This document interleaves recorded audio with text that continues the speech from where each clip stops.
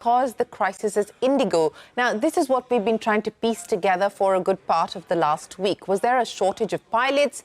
What else happened? Madeeha is standing by to analyze based on IndiGo's manpower data. Madeeha, what do the airline numbers say in terms of manpower and what led to this crisis? The story really begins with IndiGo's own numbers, Shireen, because on paper, nothing suggests an airline on the brink of a meltdown. Let's look at IndiGo's manpower and operations for November. 344 aircraft were in operation and 4,455 pilots were available. And 59,438 flights were operated in that single month. Now, if you break that down, 59,438 flights a month is about 1980 flights a day.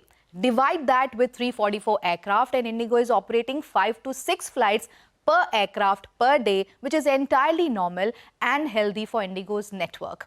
Even in its submission to the DGCA, IndiGo said that the shortage was only 65 commanders and that it actually had a surplus of 42 first officers. So officially, nothing here signals a crisis. But that is where the numbers stop telling the full story. Because what sources inside IndiGo are now telling CNBC-TV18 is very different.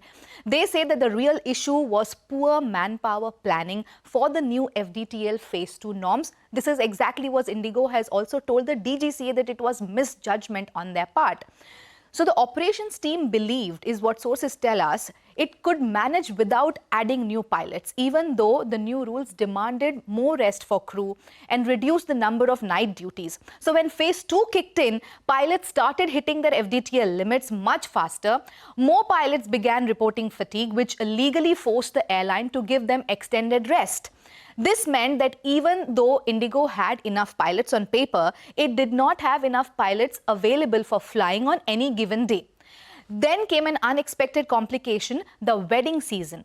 Because of extremely high hotel occupancy, crew could not get rest accommodations at several outstations. And that led to pilots being stranded, aircraft being out of position, and crews missing their next assigned flight. And that's where the domino effect kicked in. Delays in morning rolled into bigger delays through the afternoon. Rotations collapsed and the entire flight sequences had to be cancelled because pilots simply could not legally operate them. So what we are seeing here is a classic cascading system failure. Manpower miscalculation, tighter rest norms, fatigue reporting, hotel shortages and stranded crew, all colliding at the same time. Now, IndiGo may have had only a 65 commander shortage on paper, but operationally the airline ran out of usable pilots and the system collapsed under its own weight.